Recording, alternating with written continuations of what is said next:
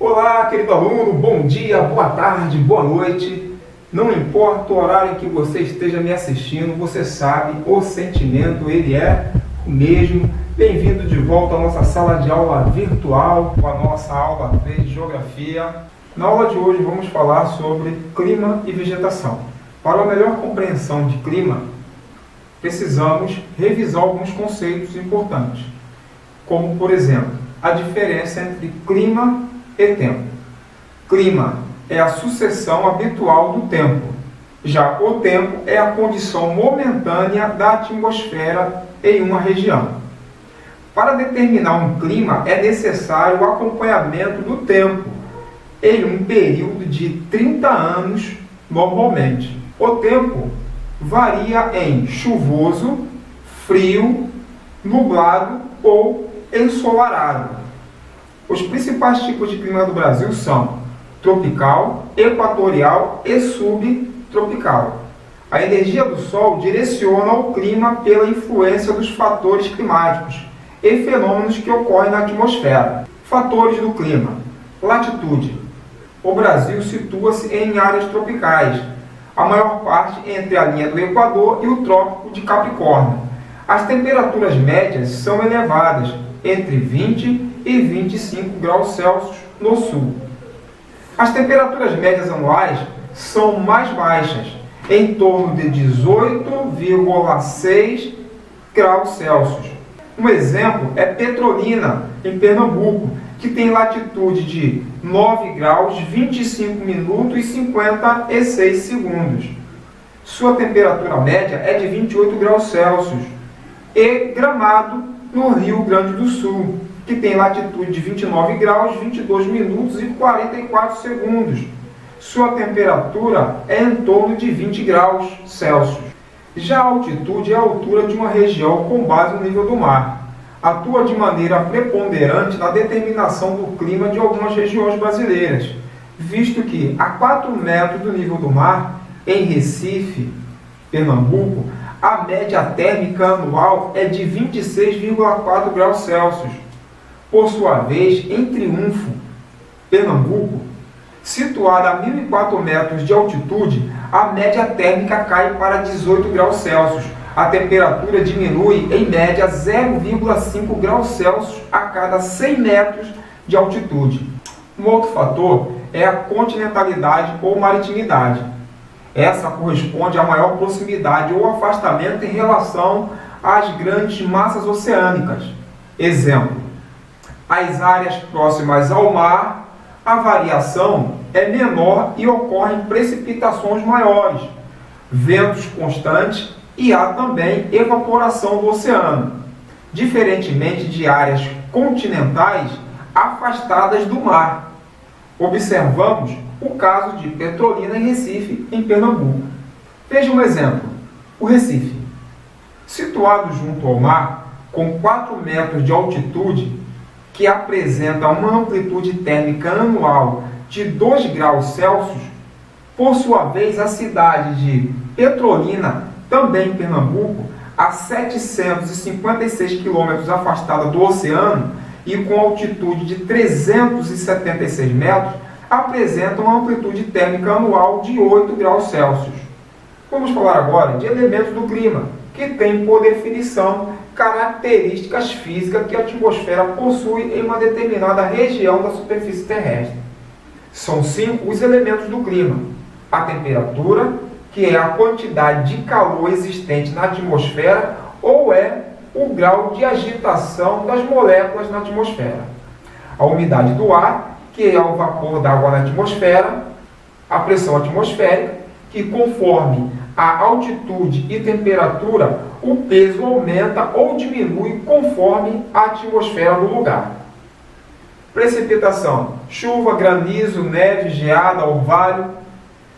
Massas de ar: o Brasil sofre influência direta de 5, 2 equatoriais e tropicais e uma subpolar, atuante no inverno e verão, agindo de forma diferente em todo o território brasileiro.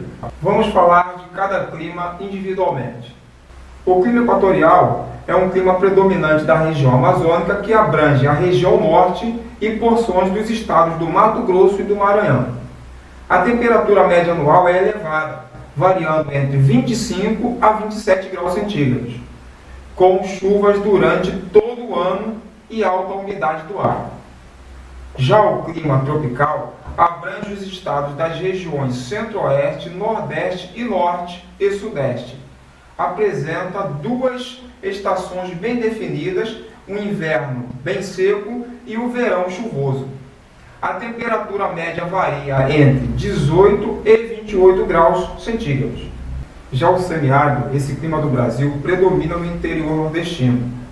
A temperatura é elevada, com média de 27 graus, e as chuvas são escassas e irregulares. Essas características, além da falta de políticas públicas, como construção de reservatórios de água, dificultam o desenvolvimento das atividades agrícolas. O clima tropical de altitude, típico das áreas mais elevadas dos estados do Sudeste, Espírito Santo, Minas Gerais, Rio de Janeiro e São Paulo. A temperatura com média anual entre 18 e 22 graus centígrados. É mais baixa nas áreas mais altas do relevo. Uma característica desse clima são as geadas durante o inverno. O clima tropical atlântico está presente na zona litorânea, que se estende do Rio Grande do Norte, no Nordeste, ao Paraná, no Sul. A temperatura é elevada por volta de 25 graus, as chuvas são regulares e bem distribuídas, são mais intensas no Sul e no Sudeste, durante o verão, e no Nordeste durante o inverno. Já o clima subtropical, predominante nas porções do território brasileiro situadas ao sul do Trópico de Capricórnio, na região climática temperada do Sul, inclui os estados da região Sul e parte de São Paulo e Mato Grosso do Sul. A temperatura média é de 18 graus, considerada a mais baixa do país. As chuvas são regulares e bem distribuídas. O verão é quente e o inverno bastante frio, sendo comum a ocorrência de neve ou geada em determinados lugares. A cobertura vegetal nativa de uma determinada região está diretamente ligada às características do clima que abrange o espaço. Dessa forma, algumas espécies vegetais conseguem se desenvolver positivamente em condições climáticas de características úmidas, ao contrário de outras que se adaptam às condições mais secas. As florestas equatoriais e tropicais. Estas ficam nas regiões quentes e úmidas, entre o Equador e os trópicos. Em lugares onde chega a chover mais de 180 milímetros por ano. Elas ocupam parte das Américas Central e do Sul, e do oeste do centro da África, no sudeste da Ásia e também da Austrália. Na verdade, elas são pouco diferentes entre si. O nome muda dependendo de onde a floresta está localizada. Mais perto da linha do Equador ou mais perto dos trópicos, é comum os dois termos serem usados como sinônimos. Essas florestas são extremamente importantes para a saúde do planeta. No Brasil, o melhor exemplo é a floresta amazônica, que possui a maior biodiversidade do planeta. O desmatamento, a exploração no garimpo e a biopirataria são grandes desafios a serem resolvidos no que se refere à proteção da floresta amazônica. Vamos falar sobre o Cerrado, também conhecido como savana brasileira. É o segundo maior bioma do Brasil e da América do Sul. Caracteriza-se por grande biodiversidade e potencial aquífero. As queimadas para a prática da atividade agropecuária ocorrem com frequência. O cerrado apresenta um rápido poder de recuperação.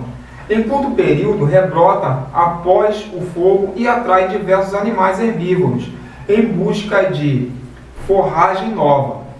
Suas árvores são baixas e com troncos e cascas grossas. Já a caatinga é um bioma brasileiro encontrado no nordeste do estado do Maranhão, Piauí, Ceará, Rio Grande do Norte, Paraíba, Pernambuco, Alagoas, Sergipe, Bahia e parte de Minas Gerais. Apresenta clima semiárido, vegetação com poucas folhas e adaptadas para períodos de secas, além de grande biodiversidade. O nome caatinga, em Tupi-Guarani, Mata Branca. Esse nome faz referência à cor predominante da vegetação. Durante a estação seca, onde quase todas as plantas perdem as folhas para diminuir a transpiração e evitar a perda de água armazenada. No inverno, devido à ocorrência de chuva, as folhas verdes e as flores voltam a brotar. Quanto à Mata Atlântica, essa ocupava grande parte do território brasileiro, mas vem sofrendo com o desmatamento, as queimadas e a degradação do ambiente. É por isso que atualmente na Mata Atlântica a vegetação corresponde a apenas 7% da mata original, com árvores de médio e grande porte, construindo uma floresta densa e fechada. A Mata das Araucárias, ou Mata dos Pinhais, corresponde a uma mata de transição brasileira e está situada no bioma da Mata Atlântica. Ela ocupa parte dos estados do Paraná, Santa Catarina e Rio Grande do Sul. E os Pampas, o que significa? É uma região plana, também conhecido pelos nomes de Campanha Gaúcha, Campos Sulinos e Campos do Sul. Apesar de ser uma área de campos, o Pampa também apresenta outras transformações geográficas, como grutas e cavernas. Esse bioma tem a aparência de um tapete verde por possuir paisagem plana e homogênea. A Mata dos Cocais é classificada como mata de transição, posto que se localiza entre as florestas úmidas da Amazônia e o clima semiárido do sertão, que é a caatinga. Um outro tipo de vegetação do território brasileiro é o Pantanal. É considerado uma das maiores extensões úmidas contínuas do planeta. O Pantanal sofre influência direta de 3 importantes biomas brasileiros: a Amazônia, o Cerrado e a Mata Atlântica. Localiza-se entre os estados do Mato Grosso e Mato Grosso do Sul. Vamos falar agora sobre uma vegetação típica do litoral brasileiro, o manguezal. Encontrado em vários pontos do litoral brasileiro, o manguezal é um bioma costeiro de transição que se localiza entre o ambiente terrestre e o ambiente marinho. É considerado o berçário para as aves, peixes e crustáceos. O impacto ambiental é um desequilíbrio provocado pela ação dos seres humanos sobre o meio ambiente. Quando os ecossistemas sofrem impactos ambientais, geralmente a vegetação é o primeiro elemento da natureza a ser atingido, pois é reflexo combinado das condições naturais de solo, relevo e clima do lugar em que ocorre. Atualmente, todas as formações vegetais, em maior ou menor grau, encontram-se modificadas pela ação humana. Isso ocorreu principalmente por causa das atividades agropecuárias e pelos impactos causados pela industrialização e urbanização. Em muitos casos, sobram apenas algumas manchas em que a vegetação original é encontrada, nos quais, embora com poucas alterações, ainda preserva suas características principais. Para concluirmos nossa aula de hoje, gostaria de deixar para você o clipe de uma canção. Vamos ouvir, pensar e refletir.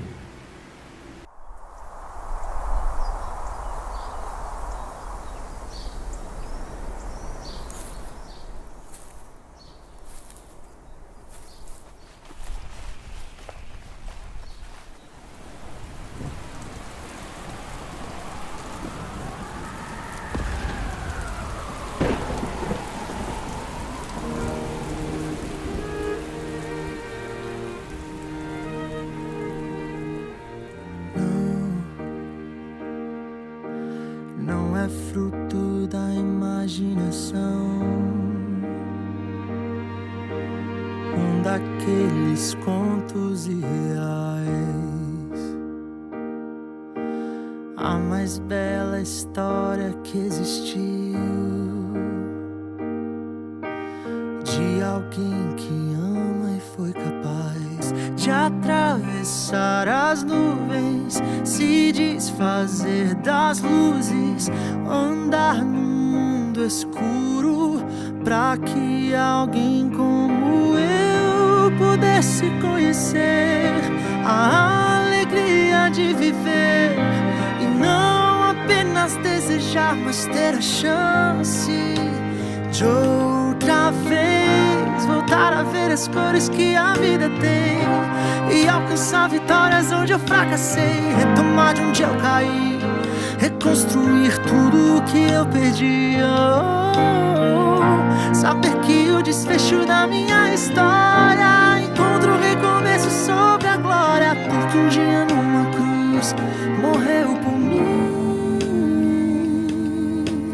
no abismo me encontrou e o meu destino ele mudou.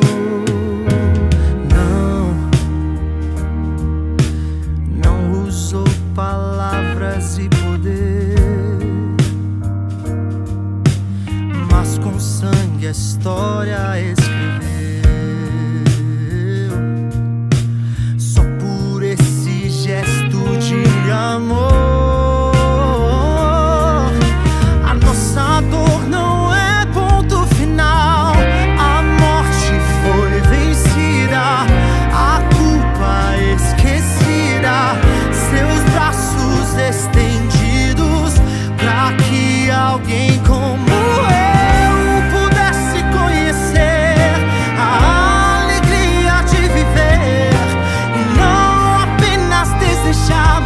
chance de outra vez voltar a ver as cores que a vida tem e alcançar vitórias onde eu fracassei, retomar de onde eu caí, reconstruir tudo o que eu perdi. Saber que o desfecho da minha história encontra um recomeço sobre a glória, porque um dia numa cruz morreu por mim, o abismo me encontrou e o meu destino ele mudou. Voltar a ver as cores que a vida tem e alcançar vitórias onde eu fracassei, retomar de onde eu caí, reconstruir tudo o que eu perdi. Saber que o desfecho da minha história encontra um recomeço sobre a glória, porque um dia numa cruz morreu por o abismo me encontrou e o meu destino ele mudou.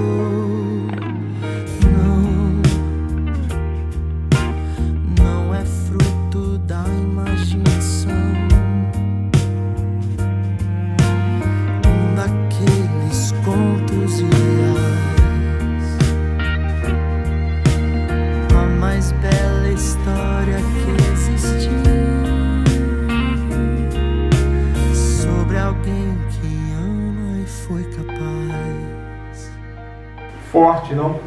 As nossas escolhas não trazem consequências só para nós, mas para toda a criação.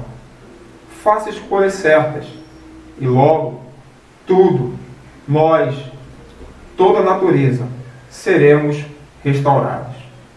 Fique com Deus e até a próxima.